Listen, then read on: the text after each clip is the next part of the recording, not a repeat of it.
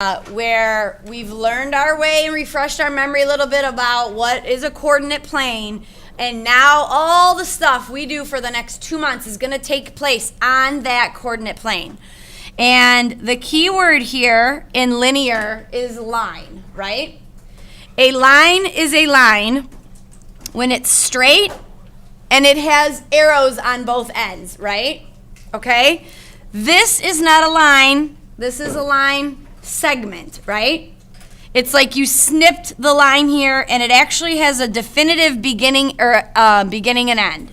Do you guys know what this is when one of them has an arrow on the end, but the other side doesn't? This is a geometry term. It's called a ray. You remember that? Jordan was going to say ray. He knew it. So we're talking about lines today. Full-blown, forever and ever in one direction and the other direction, okay? So what you may or may not know, and it's going to seem kind of funny, is that every line has a name. Not like Jerry or Mo or anything, but like y equals 2x plus 5 or y equals, right? Okay?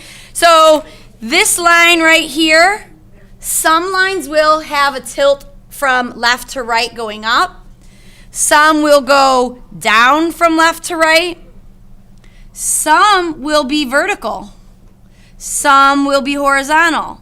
But every single one has a unique name. Okay? Bless you. So for example, over the next unit, we're going to learn that the name of this line is something like x equals 10. I don't have my axes labeled. The name of this line is like y equals 5. This line might have a name of y equals x plus 3. And this one might have a name of y equals negative 1/2 x plus 4, whatever. Now, I know enough about these lines to already know I could look at a line on a graph and go, yeah, this is the name of it. You're not there yet, but that's what we're getting to. I need you to be able to graph a line with a certain name and read the name from the graph, okay? So, right now, the only way you know how to do that is through a table of values, correct? Table of values right now, I feel like we've done so much of them. And I've given you a restricted domain. I said if y is equal to 2x plus 1 and your domain is negative 2, negative 1, 0, 1, 2, I have confidence in you that you can get that line on a graph, right? Agreed? You take your x, you put it in there, which is your input. You multiply it by that.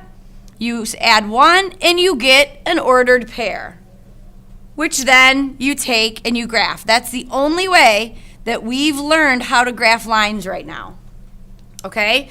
And I want to point something else out. If you keep plugging all this in, you get negative 2 plus 1. That's going to give you negative 1. Anybody have any idea what this next one would be without having, good, 1, 3, 5. How did you know without having to do that calculation? You did what? You just used that rate of change and kept going up to. So now I have this right here, and as of last week, that's it. I'm done. Okay? That was graphing a function. I didn't connect the dots because my domain was only these numbers, meaning my domain could only go back to the x-axis at those numbers. That's done. Starting today, everybody listening? We are graphing full linear equations. So starting today, I'm not going to give you a restricted domain. I'm just going to say graph that. And guess what? X can be whatever you want it to be because the domain is all real numbers. Now, would that still be, how many points do you really need to graph a line? 2, right? Because you got to put 1 on the graph, and then you got to know where to put the ruler to connect it. So could you really, if I asked you to graph this, and it doesn't specify the domain, could you choose those 3 points and get a really good picture of what your graph looks like? Sure. But now look what that means. That means now I will actually connect the dots and draw arrows today because I'm graphing a full line and not just a specified function. Okay, so that's what we're getting into. So first example that we're going to talk about is checking to see if a point is on the line, okay? Check for a solution. Okay? So here's how we're going to do this one. I'm going to say to you, y is, actually we're not going to do this one. Let's say 3y, actually 3x, sorry, minus y equals 7. So I'm going to give you this equation, which, first of all, it's not in the form that we want it in, really, but that's okay. So I'm going to say, check for a solution. Is the point 3, 4 a solution?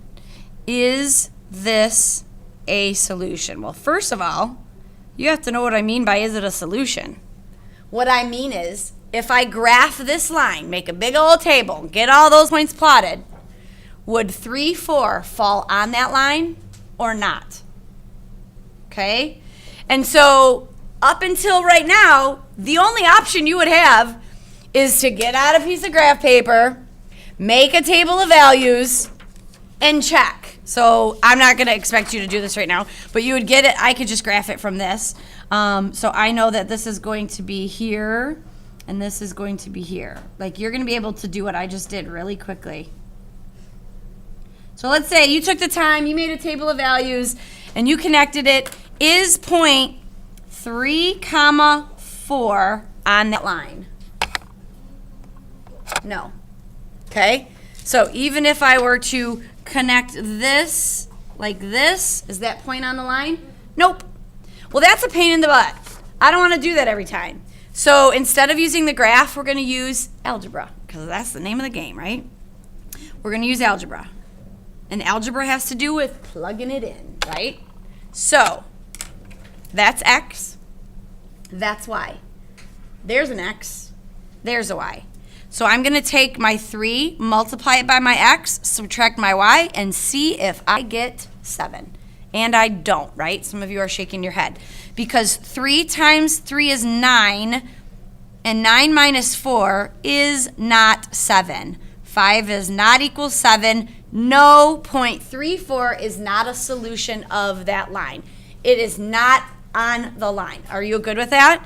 No, it's not on the line. Meaning it's not a solution. That's a different way to say it. So what I'd like you to do is see, is 1, negative 4 a solution? So do a quick little math, and some of you who are good with math in your head probably already know the answer. And the equation is 3x minus y equals 7, since I covered it up. Is 1, 4 a solution? If I graphed this line, is 1, 4 on it? Or 1, negative 4, sorry. Yes or no? Yep. Because 3 times the x minus the y is equal to 7 this time. Because x is 1 and y is negative 4. Be careful, because you're subtracting a $4 fee, which means you are adding it back in, and 7 does equal 7. Sometimes you'll see them put a little check. Yes, 1, 4 is on that line. And if you need some proof, or 1, negative 4, there it is. 1, negative 4. Got it? Okay, so that's the first part of this, is checking to see whether a given point is a solution, meaning when you graph it, is it on the line? Yes or no? Okay? Everybody good with that one? All right, so the